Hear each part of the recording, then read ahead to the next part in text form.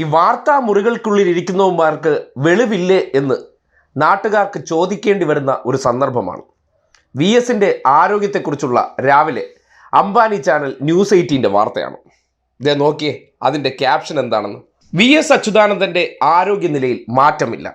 സ്വാഭാവികമായിട്ടും ഒരു പ്രേക്ഷകൻ എന്നുള്ള നിലയ്ക്ക് അയാൾ ഒരു വാർത്ത മൊബൈൽ ഫോണിൽ വായിക്കാൻ സാധ്യത അതിൻ്റെ ക്യാപ്ഷൻ കണ്ടിട്ടായിരിക്കും, അല്ലെങ്കിൽ ആ വാർത്ത കേൾക്കാനായിട്ട് അവിടെ നിൽക്കുന്നത്.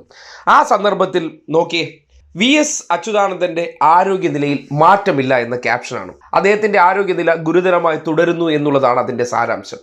ഇനി ഇതേ ക്യാപ്ഷനോടുകൂടി അവതാരക വായിക്കുന്നത് എന്തെന്ന് കേട്ടെ.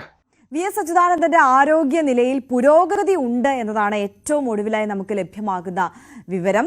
അദ്ദേഹത്തിന്റെ മകൻ തന്നെയാണ് ഫേസ്ബുക്കിലൂടെ ആ വിവരം അറിയിച്ചിട്ടുള്ളത്. അച്ഛന്റെ ആരോഗ്യനിലയിൽ ചെറിയ തോതിലുള്ള പുരോഗതിയാണ് കാണുന്നത്, മരുന്നുകളോട് പ്രതികരിക്കുന്നുണ്ട്, വലിയ ആത്മവിശ്വാസത്തിലാണ് ഞങ്ങൾ എന്നുള്ളത് അദ്ദേഹം പ്രതികരിച്ചിട്ടുണ്ട്. ഏറ്റവും ഒടുവിലായി വന്നിട്ടുള്ള പ്രതികരണമാണ് അത്. എന്തായാലും മരുന്നുകളോടൊക്കെ പ്രതികരിക്കുന്നുണ്ട്. വി എസിന്റെ ആരോഗ്യനിലയിൽ പുരോഗതി എത്ര? അപ്പോൾ ക്യാപ്ഷൻ ഇതാണ് ഈ നാട്ടിലുള്ളവരോട് പലപ്പോഴും പറയേണ്ടി വരുന്നത്. വെളിവില്ലായ്മ എന്ന് കേട്ടിട്ടുണ്ടോ? ഇതൊക്കെയാണ് പലപ്പോഴും പറയേണ്ടി വരുന്നത്.